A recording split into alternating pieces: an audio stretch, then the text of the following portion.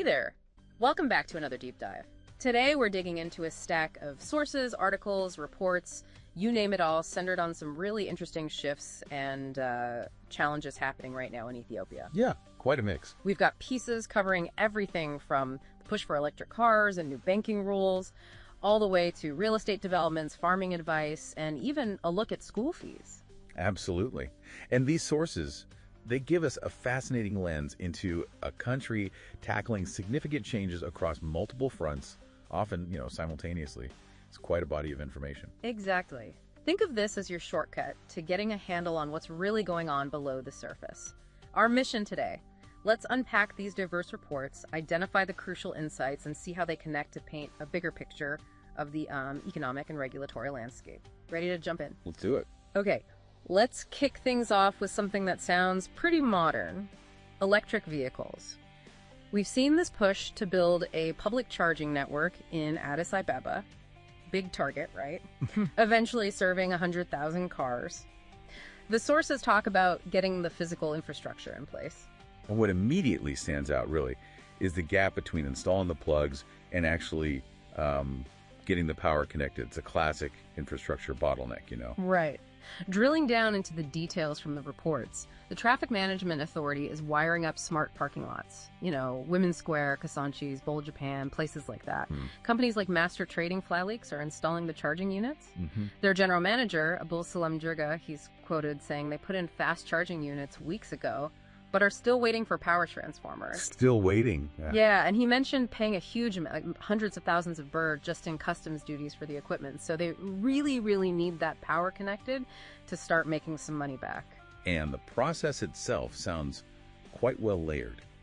City rules mean the Traffic Management Authority applies for the electricity, which involves going through district offices, then a city bureau, then the national utility or power company.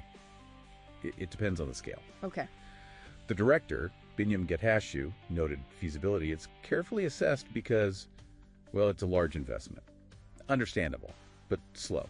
So the obvious question this raises is, why wasn't the power supply part of the initial planning and installation?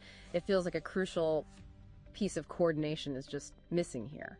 That lack of coordination seems to be a major hurdle the sources highlight. Yeah. But it's not the only one. Standards are also lagging. Oh, okay. While the Institute of Ethiopian Standards set some minimums for EV batteries last September, which was a key step, sure, Yeah. they haven't yet set technical specifications for the chargers themselves. And without those clear technical rules, industry executives point out that banks, investors, they're hesitant. They don't want to finance these multi-million birr projects. It's just too much uncertainty. Exactly. And cost is another big factor slowing things down. Companies importing chargers are facing really high capital costs. One deputy manager, Biniam Alemu of U Street Parking, called the customs duties a heavy burden. Sometimes, apparently, even more than the purchase price of the actual chargers. Wow. Okay, so beyond the upfront cost, making any profit obviously depends on reliable power and maintenance. The hardware itself isn't cheap either. Reports mention advanced chargers costing millions of birr. Right. And crucially, as Abdissa Gizachu at Levels Technology warns, power disruptions aren't just an inconvenience. They can actually damage the electronics in the chargers and the vehicles, increasing costs, and maybe even undermining confidence in the whole technology. That's a really critical point. And it's not just the public network. Even the city's own plans for its electric bus fleet face delays. Shipping issues slowed down the plan for a dedicated depot for, 100 electric buses. Yeah, that's right. Now, looking at the big picture of electricity supply, Ethiopian Electric Power, EEP, the generation side, they say capacity isn't the issue. They note supply is at the desired level, especially with the GRD dam nearing completion. Okay, so plenty of power potentially available. Potentially. But even they acknowledge that new power feeders and network upgrades are needed to actually support this new demand from EVs. Some things need to be done, was the quote, I think. Right. And while utility companies apparently allow customers to buy transformers themselves, EEP also plans to build some stations directly. It suggests a mix, maybe, of public and private investment is envisioned. Which city officials like Yebibal Addis seem to confirm with their sort of public-private partnership talk, park for two purposes. Okay. Thinking about the future, analysts emphasize that accurate demand forecasting is absolutely critical. Makes sense. Too few chargers, you get long queues. Too many, you've got expensive equipment just sitting idle. One manager, Yemenibro Kiros of Yeomanor Energy, he expressed concern about lots of cars fast charging at the same time on older parts of the grid. Yeah, that could definitely overload things. Yeah. He advises households, businesses to really consider their consumption, maybe suggesting fast charging isn't always the best option for grid stability. Right. So what's the core takeaway from this whole EV push? It seems like a powerful illustration of how ambitious tech leaps can just stall if the fundamental regulatory stuff and the underlying infrastructure aren't ready. Absolutely. The vision is clear, 100,000 EVs, a charging network, but the path from paper to plug seems tangled in red tape, missing transformers, lack of standards, high costs. Right. It just shows the challenge of rolling out new tech without those solid foundational systems in place. Okay, moving from charging stations to financial institutions, our sources highlight a significant new regulatory move by the National Bank of Ethiopia, the NBE. They've ordered commercial banks to create detailed crisis recovery plans. This is a major shift, yeah. Pushing banks towards self-sufficiency if things go wrong. The NBE directive requires every single bank to develop a comprehensive plan within 8 months and keep it updated. 8 months? That sounds quick. It does. And regulators will review these plans with the power to order revisions. The goal, as outlined, is for banks to be able to rescue themselves if a crisis hits, right? Without needing a state bailout. It's about aligning the industry more closely with that template promoted by the Financial Stability Board internationally, especially post-global financial crisis. Exactly. And central to this is stress testing. Banks have to model all sorts of potential shocks, market turmoil, internal mishaps, system-wide disruptions, and prove their recovery steps are practical and executable. And public support is explicitly off the table. Right. No bailouts expected. So banks essentially need a playbook. How would they raise capital, shrink risky assets, cut costs, sell things off, reshape liabilities, sometimes all at once? They need projected outcomes, costs, timelines for all of it, plus specific plans for liquidity crises, emergency funding. And what's really impactful here is that this forces banks to know their own structures, their external relationships in really granular detail, and then integrate that deep knowledge into their risk management. It's quite demanding. So how's the industry reacting? The Ethiopian Bankers Association Secretary General Demesu Kasa calls it new territory for many institutions. He notes the NBE has been tightening the reins lately, rolling back things like the lending cap. He sees this recovery plan directive as a major and novel addition. But yeah, executives are reportedly scrambling. Some bank presidents worry that 8-month deadline is just too tight. I can imagine. Others list all the existing pressures they're already juggling. High inflation, rising tech and talent costs, more competition, security risks, cyber attacks. And digging into those pressures, one bank VP, Shebeku Magoni of Sidama Bank, pointed specifically to tight liquidity, even with the interbank system, he said. Plus, volatile deposits and ongoing problems with loan recovery. So they're facing existing headwinds already. And this directive also introduces early warning recovery triggers. These are like tripwires set above the standard regulatory minimums. Okay. If ratios like capital adequacy or liquidity start slipping towards these triggers, or if there are sudden big deposit withdrawals or funding issues, it basically flashes red. It signals that recovery actions might be needed before a crisis fully hits. Proactive then. And there are penalties outlined too if banks miss the deadlines for filing their plans or updates. A veteran banker, Worku Lema, called this a milestone in risk management. He emphasized it forces banks to stress test their positions under every conceivable scenario. He notes bank failures are rare locally but happen elsewhere, so this shifts the focus squarely onto banks fixing themselves first. Right. And looking at the central bank's own 2024 report gives some context on system vulnerabilities. For instance, the big state-owned bank, CBE, it meets minimums, but an abrupt withdrawal by just its 10 largest depositors could apparently sink its liquidity. Wow, that's concentrated risk. Yeah, and a lot of its capital is also tied up in government promissory notes, not cash readily available. Okay, and the credit risk tests in that report. They show that while all banks can handle a moderate shock, 4 banks would be short by over 6 billion birr in a severe scenario, which is actually an improvement from 12 banks failing the year before, but still. It's still a concern. And worryingly, liquidity risk is increasing. 20 banks failed the stress test scenario, up from 18 the previous year. Non-performing loans, NPLs, those also edged up slightly. And the structure of deposits adds another layer. A tiny fraction of large clients account for a huge portion of loans, mostly in urban areas. But deposit growth has also slowed significantly. suggesting cooling financial intermediation, even though overall assets grew. So the critical question becomes, how will banks realistically manage implementing these demanding complex recovery plans while also navigating these existing pressures like tight liquidity and slowing deposit growth? It's a lot at once. It really is. Pulling this together on the banking sector, this directive is a major stride towards international financial stability standards. It's forcing banks to proactively confront risks, but it's asking them to build these sophisticated lifeboats while they're already navigating, pretty stormy seas of tight liquidity, volatile deposits, and other economic pressures. Right. It's a demanding balancing act between building future resilience and just managing the present challenges, trying to create a more self-sufficient safety net for the whole financial system. Precisely. Okay, let's shift gears again. Let's look at a potential major policy change in the real estate sector.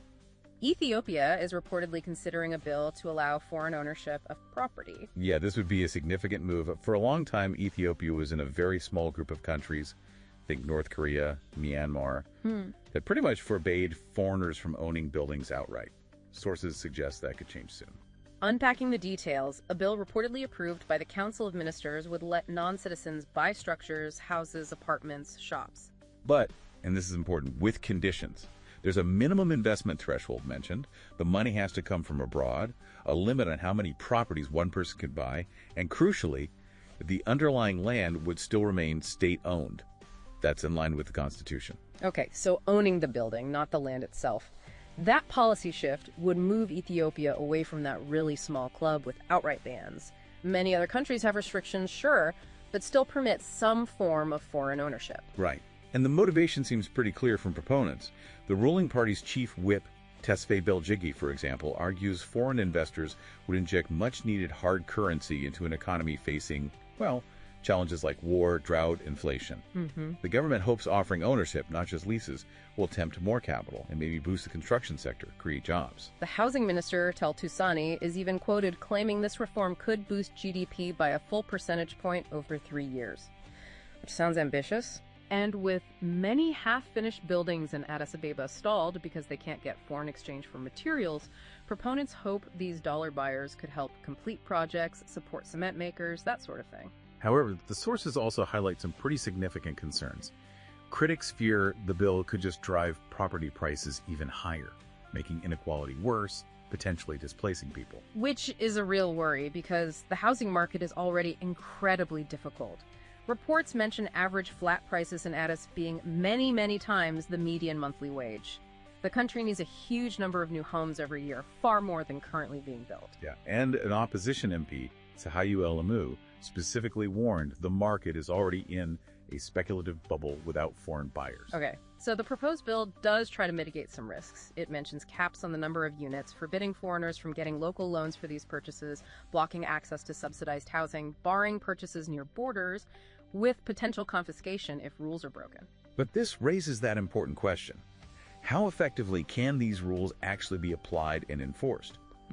Given the current state of the regulatory infrastructure, sources mention things like few certified valuers, courts already clogged with title disputes. Right. There are fears that sophisticated foreign investors with lawyers and deep pockets could just overwhelm the system. And then there's the deeper historical and cultural connection to land in Ethiopia. It's deeply tied to identity, sovereignty. The Constitution vests land ownership in the state and the people. So even if the land itself stays state-owned, allowing foreign ownership of the structures on it stirs unease. It could spark resentment if it's seen as only benefiting outsiders. Absolutely. Plus, reports point to risks from weaker state institutions, a shallow financial system, developing capital markets. A boom-bust cycle in real estate, which we've seen elsewhere, could be particularly brutal here. Yeah. There are already empty towers, right? Foreign cash might finish them, sure, but they could also just stay empty concrete tombs if sentiment shifts. And some concerns were raised that purely speculative building for foreign buyers might divert funds and focus away from investing in more productive sectors, like factories or farms. So, what does this all mean for real estate? It's clearly a high-stakes balancing act. Keeping the outright ban means potential capital stays scarce, but opening the doors without careful calibration risks social, economic disruption. The debate seems to be about finding that calibrated middle path. Maybe using tools like district caps, taxes on vacant units, resale limits, or requiring developers who benefit from foreign investment to include affordable housing, learning from other countries. Right. It reflects that ongoing rhythm of policy reform we see. Promise, delay, tweak, advance. Exactly. Okay, shifting focus again, let's look at another financial sector anticipating significant reform. Insurance. The sources discuss plans to establish an independent regulator for the industry. Yeah, and industry insiders largely seem to view this as long overdue. The government reportedly plans to have an independent regulator in place, with revised proclamations expected soon to provide the legal foundation. The governor of the National Bank, Mamo Miretu, is quoted stating he believes this move is overdue. The deputy PM, Temesgen Turuna, also noted how that foreign property bill we just discussed could actually help catalyze growth specifically in housing and real estate insurance. Interesting connection there. And NBE directives are already aiming to modernize the industry towards international standards. The stated goal is clear: enhance market confidence, ensure sustainability, and facilitate growth. But as Yard Mullah, who's CEO of Nyala Insurance and the new president of the African Insurance Organization, points out, the industry in Ethiopia just hasn't reached its potential for decades. Decades, okay. Ethiopia has one of the lowest insurance penetration rates globally, around 0.4% of GDP. Right. That's way below the sub-Saharan African average, which is closer to 3%. Per capita spending on insurance is negligible, despite economic growth, large population. So why is that? Well, Yard Mullah blames structural and strategic issues, and specifically a lack of coherent strategy and independent oversight. Okay, so he's optimistic an independent regulator would foster growth, higher ethical standards, pointing to innovation spurred by regulatory changes in places like Kenya and Uganda. Right. And a key debate tied to this reform is whether to open the market to foreign firms. Ah, yes. Yard Mullah sees foreign entry as an opportunity, particularly for developing areas like life insurance, which has tiny coverage right now, and for tech transfer, efficiency gains, competitive pricing. Yeah. He frankly admits local firms aren't doing enough in certain areas and suggests someone else has to do it. That's quite candid. Currently, most of Ethiopia's, 17 insurers, they rely heavily on motor insurance. That accounts for a huge percentage of premiums. Yeah, like 85%. And their reach is limited mostly to urban areas, leaving vast sectors like agriculture pretty much uninsured. And interestingly, this sector connects to broader economic issues too. Discussions at a recent AIO conference reportedly highlighted the growing debt burden in African markets and its implications for insurance. How so? Well, Ethiopia's own debt profile, domestic and external, it impacts its reinsurance sector. Fikru Tsege of Ethio Re explained that reinsurers are often limited by their host country's sovereign credit rating, the sovereign ceiling concept. It restricts their ability to engage internationally, even if their local ratings are strong. Okay, I see. Now, a veteran figure, Zafu Isuswork, Zafu, who's advocated for an independent regulator for 30 years.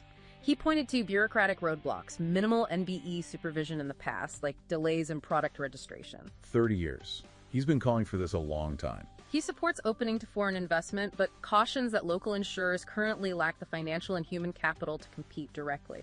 He says they need time to build capacity. So a gradual approach, maybe. He argues for reducing other regulatory constraints too, like mandatory contributions or strict requirements to hold treasury bonds, which he believes stifle competitiveness and deter foreign companies. So the important question here is, how can the government effectively balance attracting that foreign expertise and capital, which could bring needed advancements, with nurturing and building the capacity of local firms, which veterans say are currently under-resourced?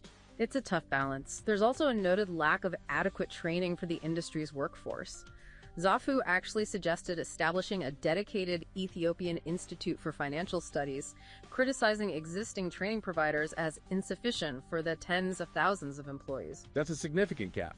And while the prospect of independent regulation is largely welcomed by industry figures, some call it very late, others hope it means regulation by those who truly understand the intricacies, its actual impact will depend heavily on effective implementation. Always the key, isn't it?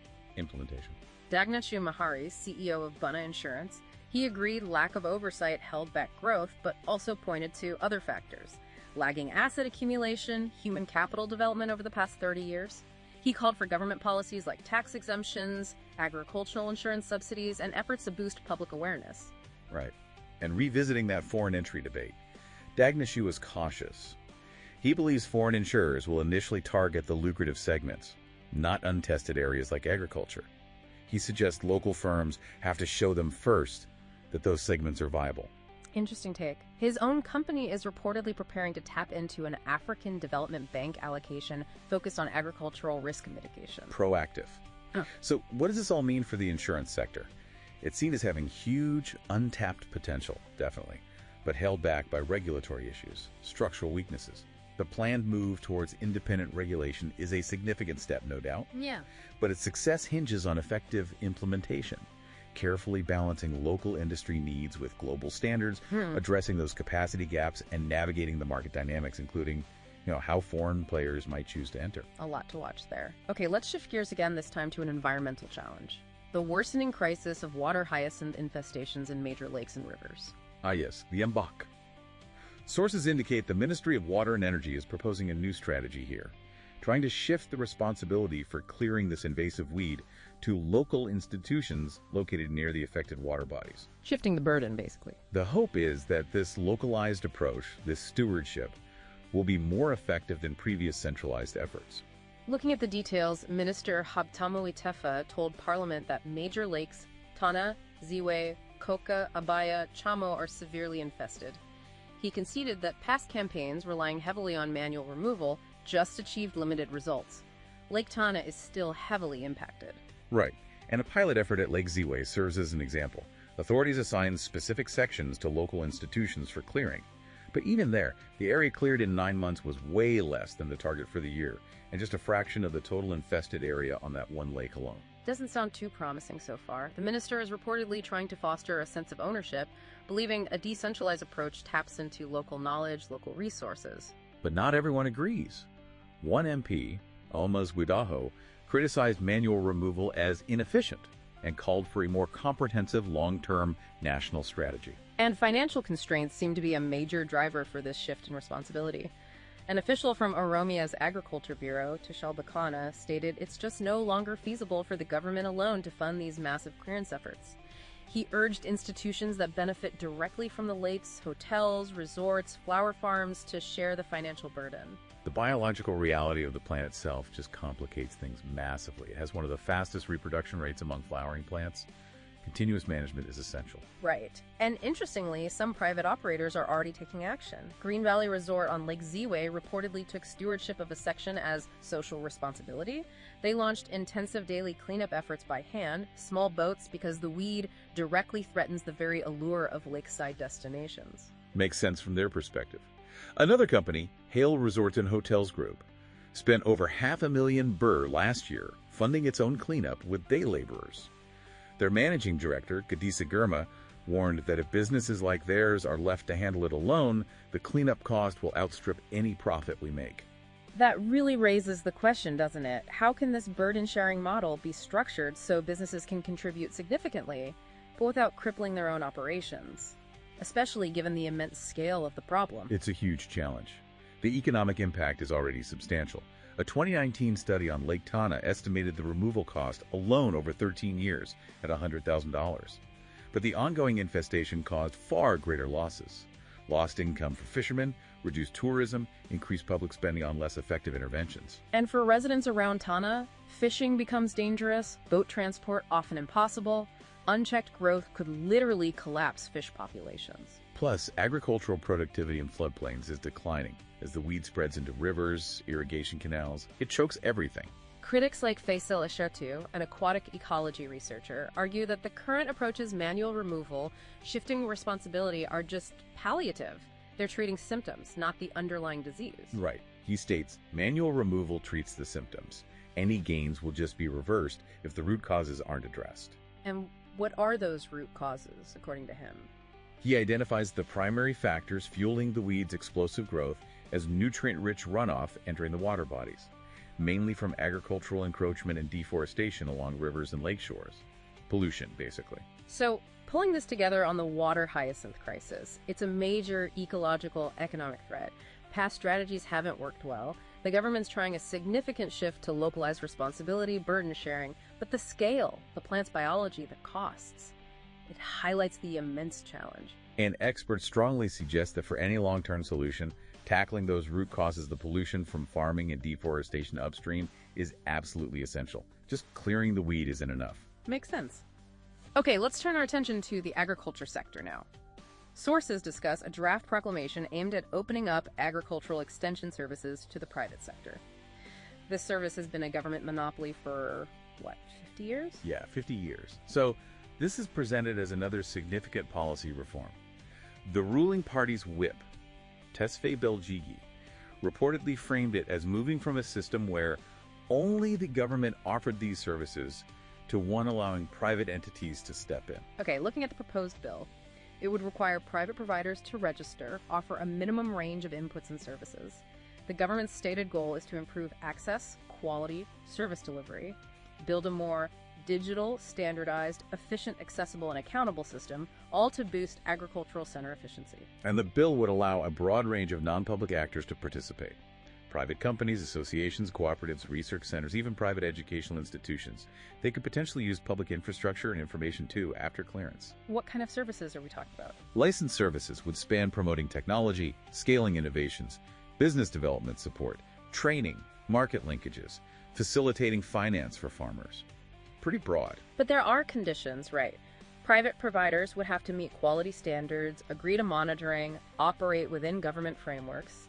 And while public services would stay free, these non-public providers could charge fees. Fees potentially embedded in the technologies they supply, though the government would retain power to intervene on excessive pricing. And the bill also emphasizes leveraging digital technology for data collection, improving accessibility. Now, what's particularly interesting are the concerns raised by federal legislators during the discussions.